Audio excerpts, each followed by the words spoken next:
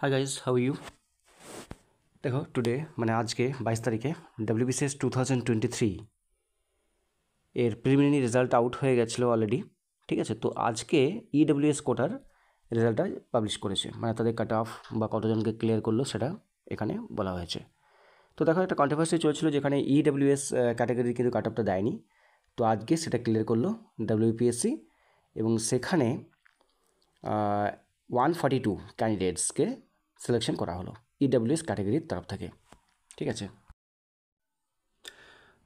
দেখো একটা জিনিস বলেছে, এটা লেখাটা list of search for the qualified 142 EWS candidates as follows arranged in order of roll numbers।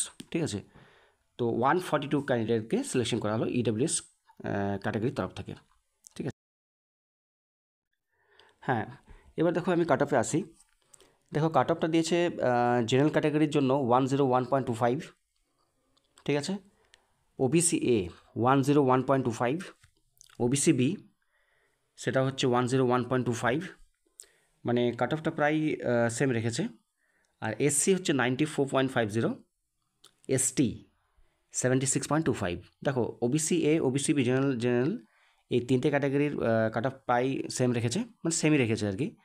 তবে একটা প্রশ্ন কি, এখানে যে EWS ইকোনমিক্যালি উইকার সেকশন এর কাট অফটা কিন্তু অনেকটাই কম বলা চলে। মানে SC কাট অফ যেখানে 94.50, সেখানে EWS এর কাট অফ হচ্ছে 84.50।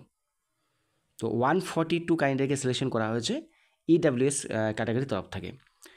তো এক্ষেত্রে একটা ভালো জিনিস বোঝা যাচ্ছে, বা কাট অফটা অনেকটাই কম অ্যাজ কম্পেয়ার টু মানে general, OBC A, OBC B এবং SC। ঠিক আছে, তো এটা খুব ভালো নিউজ, যেখানে 142 জন নতুন ক্যান্ডিডেট চান্স পেল WBCS মেন্স পরীক্ষা লেখার জন্য 2023-এ। ঠিক আছে, তো এগেন যারা পাস করলে বা এই লিস্টে জায়গা পেলে মেনি কংগ্রাচুলেশনস, তোমরা মেন দিতে পারবে এবং নিজেদের বেস্টটা দেওয়ার চেষ্টা করবে।